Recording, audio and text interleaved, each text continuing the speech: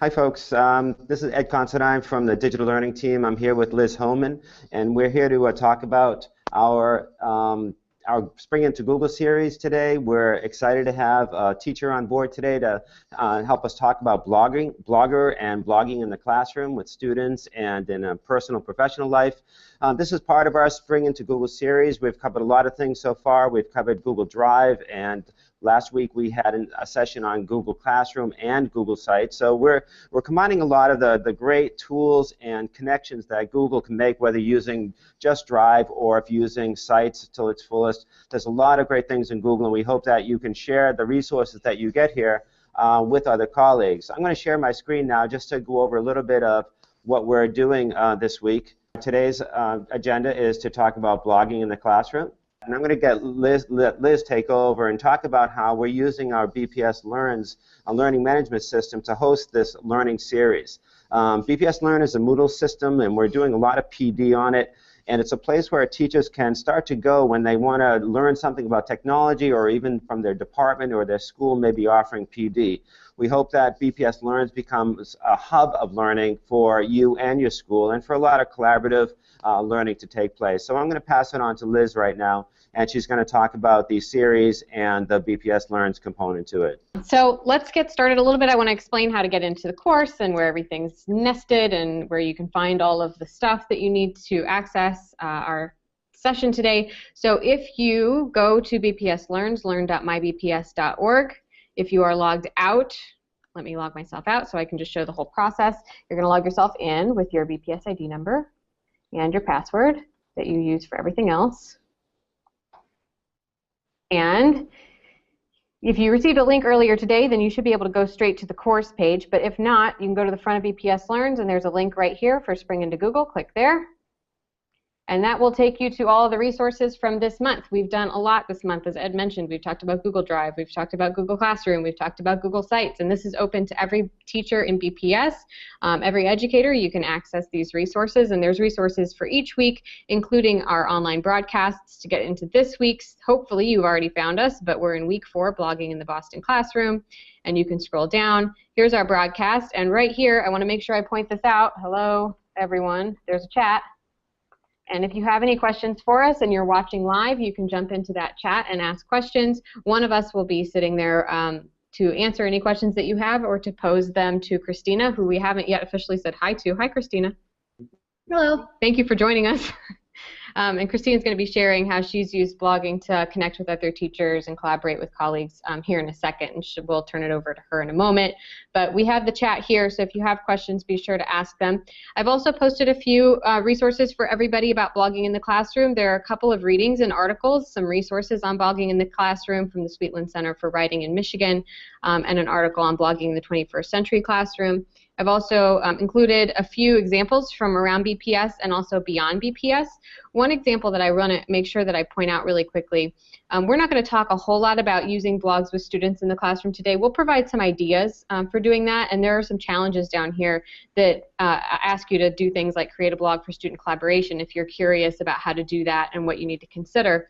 But I wanted to show you really quickly a site that a teacher, not within BPS, but outside of BPS, put together, and it's a best of feature of blogs that her students made. And she had students give a synopsis of some of their favorite posts, and students voted on their favorite posts from throughout the year. And these students had created their blogs at the beginning of the year and then blogged throughout the year. And so if you want to see what blogs look like from a teacher who's been doing it for a little while with students in the classroom, then this is a good resource for what it looks like when you engage students in blogging in the classroom, and I just wanted to point that one out. It's there in BPS Learns. And then there are the challenges down at the bottom. We have a flexible schedule. This is our last week. We are doing online and face-to-face workshops. If you're earning PDPs for the series, then you need to make sure you attend 4 workshops, whether those are online or face-to-face, and you need to choose one challenge from each week to submit online, and then there's a culminating assignment now in BPS Learns at the end of the 4 weeks where you integrate a Google app with students at some point this month or next month. let's talk a little bit about what Google Blogger will allow you to do. If you've been following the series so far, we've talked a lot about how different Google apps for education fall along this spectrum from functional technology skills to strategic digital literacies. And we've talked about how different tools like Google Classroom sometimes fall down here at the bottom. They allow students to access the web, they give them experience typing, but maybe they don't necessarily allow students to collaborate online with peers. They might not openly allow for very easy communication across platforms, stuff like that. But there are a lot of Google apps for education that allow that are very flexible and allow you to hit along multiple ends of this spectrum. And we've talked a lot about too how the two ends of the spectrum are both very important. In a lot of ways, you need to have functional technology skills before students can really do a lot of strategic digital literacy tasks. And Google Blogger is one of those tools, much like Drive and Sites, we talked about this last week with Sites, that allows you to really do things along this entire spectrum. So you can either use it to communicate out with parents or to communicate out to students and just to sort of post resources and use Blogger as a landing zone for what happens in your class. Or you can actually have students use blogs to collaborate online with peers to think about web citizenship and what's okay to post and what's not okay to post. And so you can really move along the curve when it comes to using Blogger. There's lots of different applications for it. There are lots of different possibilities for it. We'll share a few today, but we want to point out that it's versatile. So you have a lot of options when it comes to using tools like Blogger and some of the other tools too. A lot of teachers have chosen to use WordPress or Weebly or other blogging tools to engage with students in the classroom. So this is one example, but we recognize that there are lots of platforms. And Christina, I think you're actually going to be talking about WordPress, about something you built in WordPress, right? Yes, I will. There are a few different ways that you can use Blogger to work with students and parents and to enhance your classroom practice. One is using Blogger to communicate. That sort of falls, if we look back at the spectrum, that falls down here. So you can use Blogger to communicate what happens in your class with parents. You can post pictures of what happens in class. You can post an agenda. You can post homework assignments every day on a feed. Share events that are happening at your school, especially if you run extracurriculars, like if you lead a club or if there's a project going on at your school. You can share those events via a Blogger site and post updates to the blog feed. You can communicate with students using Blogger, or you can take it a step further and use Blogger to collaborate. So you can use it to build networks among your colleagues. There are teachers in BPS. Here's one example linked here, and you can access these slides if you want access to this link of a group of Boston teachers who created a blog for thinking about their practice and thinking about writing across the curriculum. So that's one example of how you can use Blogger to collaborate with your colleagues and create a space where you can sort of do mutual reflection without needing to meet face-to-face on a regular basis. We all know how difficult that can be with your schedules. You can use it to engage students in collaborative writing, so you can basically do the same thing that you would do here with colleagues, only you can have students do it. Put students in a group and have them collaborate on a blog, have them collaborate on a class blog for a unit, for example, or for the entire school year. Or you can have students make their own blogs, and this is a little bit more difficult because you have to keep track of all the students and all of their blogs and all of their logins. But it's fun because students really enjoy creating the blogs. They like designing it and choosing their own template, and I'll show you how to do all of that if we have some time at the end of today. So with that, there are some possibilities for how you could use Blogger, and here's a little bit of an overview of how Blogger works. There are control settings and appearances in the Blogger dashboard, and I'm going to walk through these things later, but really quickly I just want to show everybody how you can access Blogger first, and then if we have time later, I'll go back into the dashboard and show you how all of these settings work. But you have access to this setup information if you need it later. It's there in BPS Learns linked underneath the video. So to get into Blogger, if you want to experiment while we're talking today, you would go into your email over into this little apps grid and click on more, and then click on even more. Google Blogger is a little bit hidden, and then you scroll way to the bottom, and there's Blogger. You can also go to blogger.google.com and make sure that you're logged into your email account, and it'll pop right up. And then you click on Blogger. And here are the blogs that I've created. There's one that Liz and Ed made back in the day, but you can create a new blog by clicking right here. You would give it a title, give it a web address, and choose a template. So those are some of the basics of just making the blog to begin with. In Blogger specifically, I'm actually going to turn it over to Christina because she is on a time crunch today and she has to leave us at 3:30, and let her talk about how she's used blogging to enhance her practice. So take it away, Christina. Hi everyone, I'm Christina Danahy. I've been a BPS teacher for the past 7 years now and started blogging about my teaching in mid 2012. And I started blogging not for teaching but for running and cooking. I actually had a group blogger blog with fellow runners because there wasn't any daily mile or run keeper back then, so we'd share like our favorite routes or experiences training. I like the community aspect of connecting around a common interest. And when I started teaching here in Boston, I needed like more resources than were available in my school, like in textbooks. So I went to Google and started searching for, say, a lesson on quadratic equations, and a lot of math blogs came up. And so I thought this was a great community to learn from, and I, like 4 years later, finally joined myself and share my screen and show my blog called Appetite for Instruction. It's because I love to cook and teach, and not at the same time, though that would be kind of ideal. And I post a lot about, well, food, fitness, and then lessons. So just small reflections or like problems on things. Like, for example, I have here a blog post where watching an episode of Rob Dyrdek's Fantasy Factory, we noticed that the shooting a guy out of the cannon could be a good real-life application of quadratic equations and just looking at parabolic motion. And so I use my blog to reflect a lot on real-life problems, such as this one, or just like reflecting personally about how things are going in the classroom. And mainly what I do to interact with other bloggers in the blogging community is to ask questions or answer them on Twitter or search through their really helpful archives of blog posts. There's some bloggers who have been established for years and years, and they've built up things like virtual filing cabinets. I'll show one that I've been referencing a lot in teaching a calculus unit, and this blogger named Sam Shaw has stored a bunch of different virtual filing cabinets, which are things that are organized by various subjects within math, so from algebra 2 to calculus, and just kindly archived a lot of really good project ideas that we can build off of. And I don't think I can sign on to Twitter here in school, but then I'd try to click on some of the Twitter chat hashtags or like point out my list of math teachers. What are some of your favorite hashtags to follow?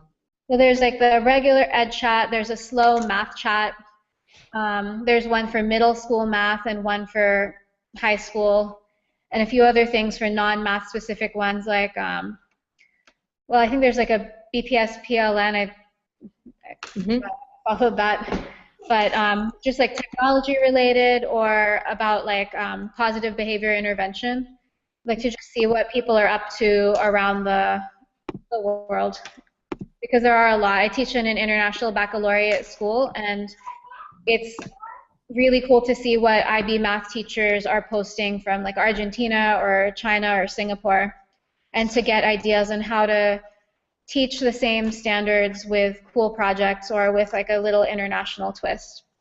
I'm really glad you pointed out some of the connections that you make via Twitter, because I think that that's something that a lot of teachers in our district are still learning how to use. Some teachers are starting to use it, and I like that you mentioned the chats, because chats are a great way to build these connections that you are building in your blog, but you can also use Twitter to build those and to sort of learn what people are doing across the country. The chats bring people together. If you're not familiar with Twitter, they bring people together around a single topic. So BPS PLN are the Twitter chats that our team leads, the digital learning team here in OIAT, but there are lots of others, like EdChat is a huge one. They do chats. When do they do theirs, Christina? I feel like that's Monday night. I know EdTech Chat is Monday night and EdChat, but if you're not sure, you can Google it and it'll pop up and tell you when it is. And teachers share links to resources. They share examples of what they're doing in their classroom during the chat, and it's like 1 hour on Twitter. You can just sit and follow it, or you can interact with it, and it's a great way to get some of the resources that you were mentioning. And one last thing I'd like to address with like the community aspect is that it can be really isolating to just be in your classroom and not talk to adults for a lot of the day. And sometimes it's nice, like when you share a lesson or give a shout out to someone for you, like an idea that they use. And I did that for a calculus thing recently, and the teacher who posted it and like favorited and retweeted. And I think it's just a good way to connect with one another and to kind of like validate what we're doing and feel like professionals versus just kind of like hamsters on wheels, just like doing the same thing every day. Christina, that's a great point that you make, because when we talk about technology, it's really, there's so many opportunities for people to connect and to collaborate across these open spaces and avoid that sort of isolation, and at the same time sort of sharing best practices, sharing insights into what's working, what's not working. So it sort of is building our own sort of network of sort of learning of our own too. And you mentioned Twitter, and Liz gave a lot of great examples of hashtag, and I just want to welcome Cara. Welcome. It's great to see you. Thanks for joining us. Yeah, thanks. One of the things we wanted to talk about blogging was that we know our students are writing across other digital spectrums, either Twitter or Facebook or a host of a number of social platforms, and we're wondering sort of how that medium can facilitate the work that is expected in the academic classroom. So is that type of writing sort of helping bridge the gap between good quality, rigorous, in-depth academic writing? And if you have any challenges to that, if you have any thoughts on that, we'd love to hear them. And that's for, just a question to ponder, Christina and Cara, as you're discussing blogging in your own life and with students. So thanks. I'll turn it back to Liz for a moment. I want to introduce Cara. Cara's a teacher at BLA, and I know you've been working with students a little bit, Cara, on using blogs in the classroom, actually having students engage with blogging. Here's my blog. So can you see that now? Mm-hmm. Yes. Okay, awesome, because I don't see the chat anymore, but we'll come back to that. So anyway, I have a blog that I've been using on WordPress, and this year I've sort of expanded it. So, I think that I really want to have students who are engaged in thinking about current events and thinking about world issues, but I also want them to be, thoughtful consumers of media. And I think that there's, so much to balance there. But I think that blogging has been a great way to do it. So basically what I have set up here is that each section has their own blog, and then each week as you go down, you can see a different student sort of leads and reporting on the news from that week. And so being that this is AP government, they have to, do things that are pertinent and raise a lot of questions about U.S. government and balance of power and stuff like that. And then I used WordPress because I felt like it was more of a beautiful way to blog. Like I've been trying to pull this together for 2 years, and this is the first year that I feel like I'm really having a lot of success, and it's really sort of a self-managing space for my students. And so, yeah, we started in late October in the Ebola outbreak, and it's also just interesting how it sort of captures what we were thinking about and what we were concerned about at, even different points just a couple months ago. So I basically what's going on in AP government is like every year or every week in every class there's a different reporter. So if you just click on one, the students post sort of the background of a news story. They link into summaries from whatever they use. So this student used Washington Post and Bloomberg and New York Times. So they're supposed to reference a bunch of different news sources and then give their own analysis. So here the student starts with, "This is the second time Republicans undermined the president in a matter of 2 weeks." And then they, pose questions to their classmates, and then the classmates all come in with their, weigh in on the issue. And so this is the homework every weekend in DC government. And like I said, at this point, it's very self-managing. I mean, I have to do the actual posting to the blog so that it ends up looking like this, but the students send me all the copy and each image for every week, and every class does this. So as I said, I think it's made them very much more engaged in current events, and it's also made them have to be thoughtful about what their online presence is. So they use their first names. I haven't scrubbed their names from this, and I also have them think about, like, what do they want their online persona to be, and knowing that, the web is such a big part of our identity now, what they say can be, it's out in the open now, and so I think it's good for them to sort of engage in thinking about that when they are posting their opinions on current events and stuff. So yeah, I mean, I guess that's where I've taken it so far, but I think that there's still a lot more to do, especially when I think right now they're using sort of high media, so they're using the New York Times, and they're using Bloomberg and the Washington Post and the BBC. But one thing I think is really something I want to start taking in a direction in is to also look at being cautious consumers of news media and maybe posting on things that where students are sort of using their knowledge to point out, I don't know, I just feel like so often they see memes or posts on Facebook that are sort of misdirected or misguided or show or uninformed, and maybe have my students, in addition to being so thoughtful, also sort of point out where you need to be cautious about what you read on the web and different online presence. So that's where it is so far. Hi, Cara, and it's great to see your blog. It's actually got a nice polished look to it, and I know you've been talking about this for a while and experimenting with different platforms. Mm-hmm. In my sort of discussing about blogs over the past few years, people have always talked about the value of commenting to other people's works, and I'm sort of wondering what role or what you have students doing in terms of reflecting or commenting on each other's work, and how you see that helping sort of pave the way for that sort of critical eye and that academic writing that we're striving for our students to achieve. Sure. So that's something I actually wish I had more time for in the classroom, because I have them respond to the initial post, but I don't so much. I encourage them to respond to each other, but I haven't made it a requirement. Instead, what I've been doing is bringing the content of the blog into the classroom every few weeks, and then I do like a Four Corners activity on some of the salient issues that came out of it. So whether we're talking about, Netanyahu's visit or the measles outbreak and vaccinations, I have students sort of take Four Corners positions, and then in those class discussions, they often reference each other's, what they had said on the blog. The blog seems to be something that they're very engaged in, and they discuss with each other and stuff like that, and I give some space for that to happen in the classroom. But I think that they're I guess I'm interested in different effective ways to get them to, dial that back in. And I guess another thing about the blog that is maybe an issue there is that the vast majority of the students do their posts on Sunday night. So that goes live on Friday, and then Sunday night they post. And then to return to those things, I don't know, maybe I could have that be an assignment later in the week. But, again, like you said, having an online community where they're responding to each other is something that is now happening, but it's happening in a way that that's sort of organic. Sometimes they'll mention each other's posts, but not always. It's definitely not a rule. So, I've been able to bring it to the classroom to a degree, but being an AP class, there's not a ton of room in the curriculum or a ton of time, to go over these things. I only do it every 4 or 5 weeks or so. But when we do have those discussions, it's awesome. I mean, I could just step out of the room and they'd be debating the news for hours.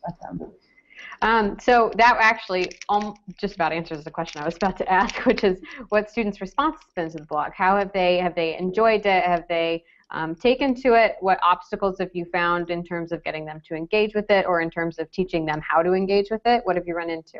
Well, I guess I would say the main takeaway is that they are doing a lot more than I asked. So if I refer back to what my original description was of what their post should look like, the one doing the news post should look like, and then how long their post should be and how many other things they should reference. I think I don't know if it's one-upsmanship or something, but it's been great because they've been making such rich, every week I feel like it gets richer, and they have well, here's 6 different articles and here's some counterpoints and stuff like that. So I think the culture on the blog has really been pretty strong, and then Jeff Eisen, who's the AP Comparative Government teacher, is doing the same thing in AP Kogo, so I feel like there's a good culture around it.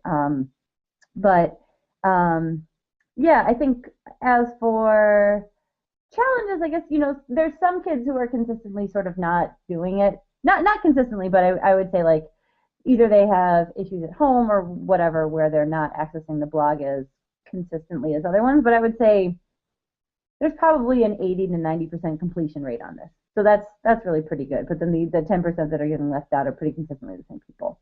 Audiences is a big deal in the high school classroom, and writing for each other, their peers, is a big deal. You mentioned that they're trying to do one up on each other. So just sort of, can you talk about that aspect of it, sort of the audience aspect? You're not just the audience anymore. It's not just you, the teacher, reading the students writing. How has that changed their writing and sort of the quality of it, and where do you see that going? How is that going to impact them and other components of their education?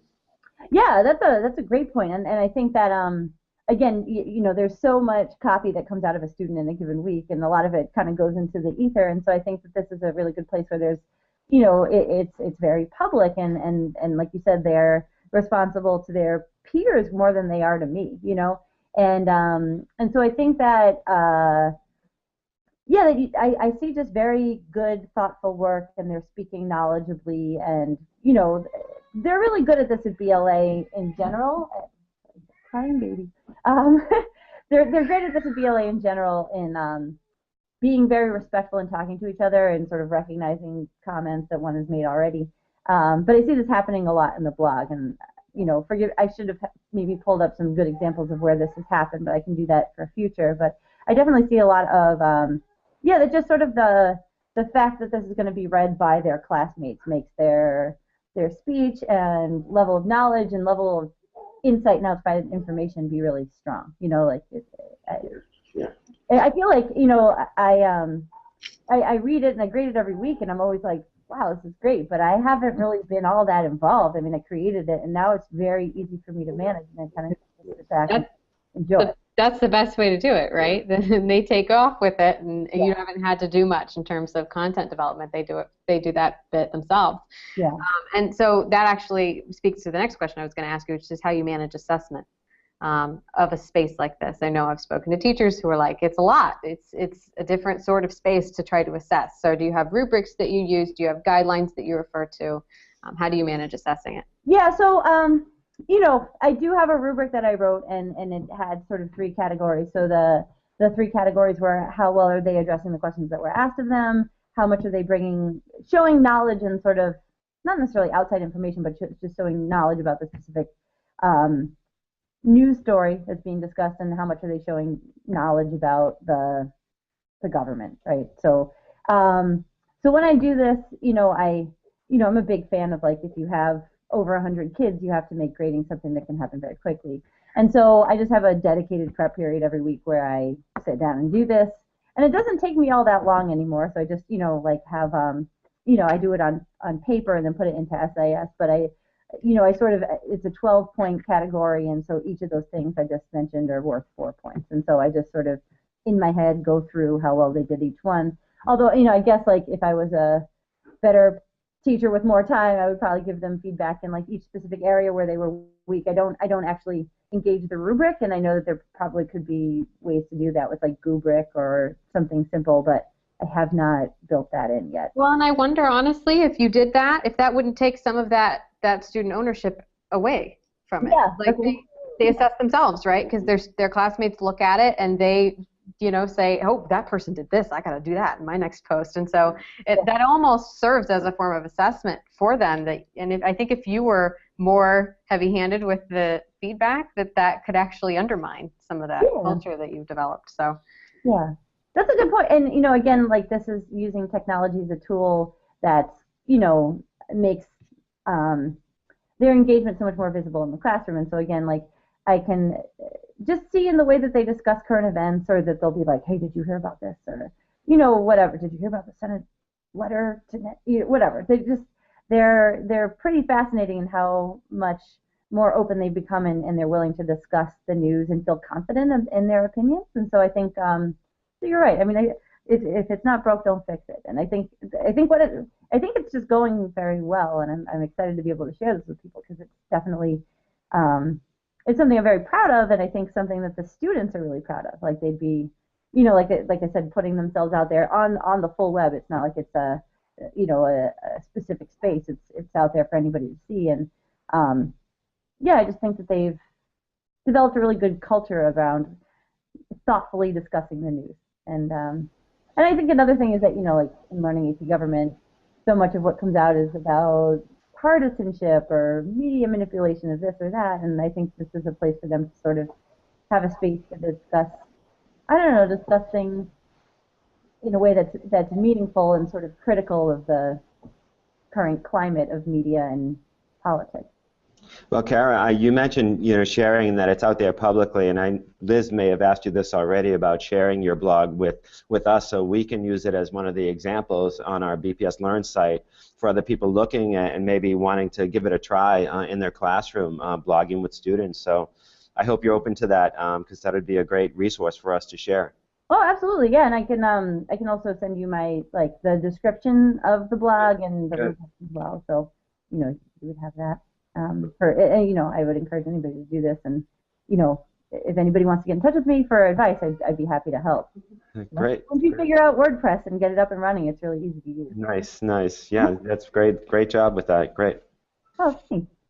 With that, I actually want to move over and try to show people a little bit of the platforms and how they operate. I want to also, if you need to go and be with family or anything, you're welcome to stay with us if you want to, but I know that I'm about to explain some things that you probably already know. So if you want to say goodbye, you can do that too. Sure, I'll need to leave in about 5 minutes, but... Okay. All right. Well, when you're done, thank you. We'll say goodbye now, and you can just hang up. Okay, thanks. But it was so good to have you on, and I'm going to let Ed say goodbye too here. Cara, thanks for joining us, and it's nice to reconnect with you around some professional development. I know you've always liked to share with other teachers, and I hope we can count on you and your colleagues at BLA to sort of do this again, because we have a great platform in BPS Learns. We have some great webinar software in the form of Google Plus Hangouts on Air, so we look to be drawing you back in soon. Thanks very much for being a part of it. Yeah, thanks for being such an inspiration. I really appreciate it. Good. That's great. Thanks, Cara. Yeah, take care. So what Cara just mentioned was that the platforms are actually not terribly difficult to use once you get the hang of it, but there are a couple of quick things that it's good to know about using Blogger and WordPress and any other site, really. I mean, Weebly has a similar setup.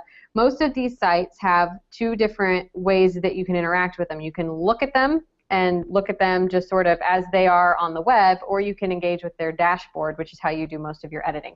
So I'm going to share my screen really quickly so that you can see what this looks like in Blogger specifically. And we'll talk Blogger today, but WordPress operates in much the same way. The nice thing about Blogger is that it's going to be very easy to add your students as authors, which I'll show you how to do in a second, using their BPS email addresses. And so if you use Blogger, the plus to this is that students already have Google accounts, and this is sponsored, or not sponsored, but supported by BPS. And so if you use Google, then students are working within their BPS existing accounts to create their blogs. Now, Cara does point out something that I know a lot of web developer people and bloggers feel, which is that WordPress can be a little prettier. And so if you're big into web design and web development, there are certainly ways to make Blogger look very nice. We've actually built our course page for this page. Here's Cara's site, but hold on one second. Our Spring into Google site for the series, I built in Blogger pretty easily and pretty quickly. Within the course of about maybe a couple of hours, I was able to put this together and put the course overview and our webinar videos into this course page. So what Blogger does is it creates a dashboard for you. So if I make a new blog, I would give it a title, fake blog.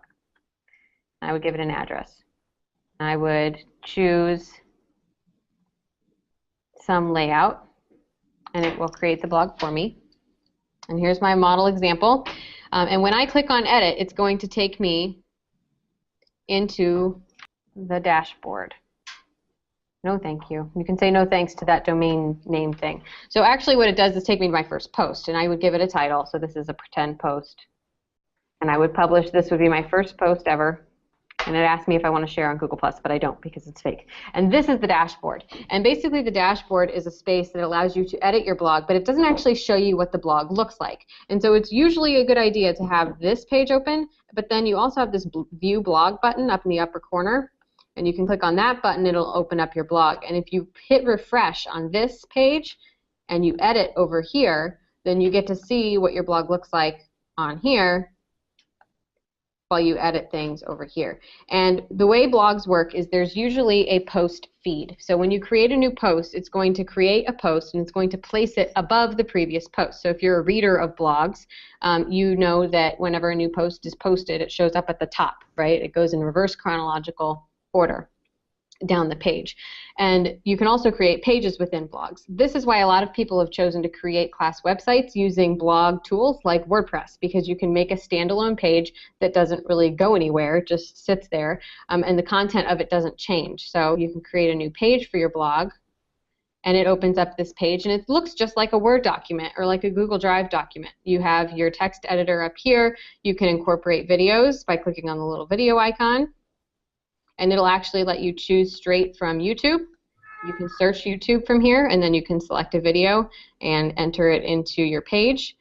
You can insert images from anywhere on your computer, from a URL, from files that you have on your computer already. And so much like Google Sites, this is pretty straightforward. It's an editor, text editor, like you've seen in multiple other places, like you've seen in Google Drive. And then once you have your page, so here's my fake page. I'm going to put a video in here. I'm going to put one from Digital Learning Day. See if I can find ours. Here it is. I'm going to put this video in here, and I've just created a page, and I can publish it. And then I have a number of options as to where things pop up and how things appear on my blog, and you can experiment with these things. So you could choose a different layout for your blog and add gadgets over here. It's going to have an About Me gadget automatically and configure it if I want to, or I can change my blog archive, and I can move these things around too. Maybe if I move it here. Every time you do this, something new, you have to hit save. It's probably not showing up because I didn't add any content to it. And you can change your layout and your template too. So I don't like this template because it's difficult for me to work within. So I might choose something maybe a little bit more simple. And it might make it a little easier for me to work within my blog. So you'd have to experiment. The good thing to know is that you can't break it. If you want to change the look, go over here to template. If you want to change the layout or add different things to your layout, then you come over here and you can add new gadgets. Like, I'm going to add a +1 button for Google+. And I can save it. And then when I hit refresh, it'll show me my new look. And look, it just added my +1 button. I like this one better. It's a little bit easier to use. So it'll show me all the new gadgets that I add over here. And this space is where you edit your blog. So that's a quick overview of how Google Blogger works. I'm wondering here if Ed has anything that I should probably go over. Liz, you made it look really easy, and that's just, I want to stress that Liz hasn't played around with Blogger, this particular one before. I think she's done some blogging using WordPress, but there's lots of blogs out there too. Some elementary schools are using EduBlogs, but for whatever platform you decide to use, it's really the purpose in mind that you have to keep in mind, and each one of these platforms has a help menu, and I always like to reiterate the online resources that are available for learning these tools, whether it's a YouTube video or just a help menu from within the application itself. But it's worth spending a little time to learn how to do it, and as Liz said, there's a lot of customizable templates, and there she is looking at her fake blog. Other teachers have set up fake Facebook accounts in order to engage students. So the idea of engaging students with writing and with communication on this digital in this digital arena does a lot for community, as both our teachers were saying earlier, helping develop community and a culture of sort of heightened awareness about what each other are doing. But Liz, to answer your question, looks like you've covered a lot of the great basics. There's a lot of fine-tuning that you can do with adding graphics and positioning them, and those things get easier as you get more experience doing them. Great. So I also want to point out what I just did. So I like this layout is working much better for me, and I think you'll find that this happens to you when you work in Blogger and other platforms like this too. I found a gadget that was a poll, and so I added my poll here. And this was great because it's a nice little interactive thing that I can do with any readers of my blog. It said, what's your question? I said, do you like my blog? I gave it 3 answers, and I said save. And it added that little gadget over here on the right, and then if I go over to my fake blog, here's my question, and you can vote. Do you like my blog? Yes, no, maybe. So there are lots of fun little things that you can do if you're building something that you're going to use with students. I just wanted to, oh, there I am, to share that with you. And if you have any questions or you want more background on how to use Blogger or other tools like it, like WordPress has the same dashboard setup, you can certainly feel free to contact us to take a look in BPS Learns and see what's there in terms of resources and examples of how teachers have used blogs in the classroom. And I do want to point out that this is a very versatile tool, much like Google Sites. It does a lot of the same things. You can build a class website using Blogger. The only difference is that bloggers and other blog tools create a classroom stream where you can create posts that are going to pop up one on top of the other as you update it. So that's really the only difference between a blog and a class website. You can use it to engage students in one space for the classroom. You can have students make their own. You can use it just to collaborate and connect, as Christina was talking about. So with that, we're going to close out the online version of our Google series. I'll let Ed say goodbye here in 1 second, but I want to say thank you to everybody who's been watching our webinars and who has been attending our face-to-face sessions as well. And I'm sure that this will be something that we'll repeat in the future. If you were not able to attend this time, I'm sure we'll be doing other webinars on Google Apps, these and others in the future. So thank you. And I just want to say goodbye also and thank people for joining us, and especially our teachers who participated in the panel. And know that we hope that any material that you enjoy here, that you are willing to share with someone at school, because doing these things collaboratively and collectively with people at school is only going to enhance your own learning and help spread that learning community beyond your classroom. So we hope that you can share the BPS Learn site and these webinars. And Liz mentioned some of the resources available. There's a lot of great ideas for using blogs in your classroom that you might not even have imagined, in that it serves a purpose as a school website or for collaborative writing, but also for a lot of other uses. And look at some of the resources in BPS Learns, get inspired and share with others. So thanks for joining us on the Digital Learning Team's Spring Into Series webinar on Google and more. And thank you. Have a great afternoon.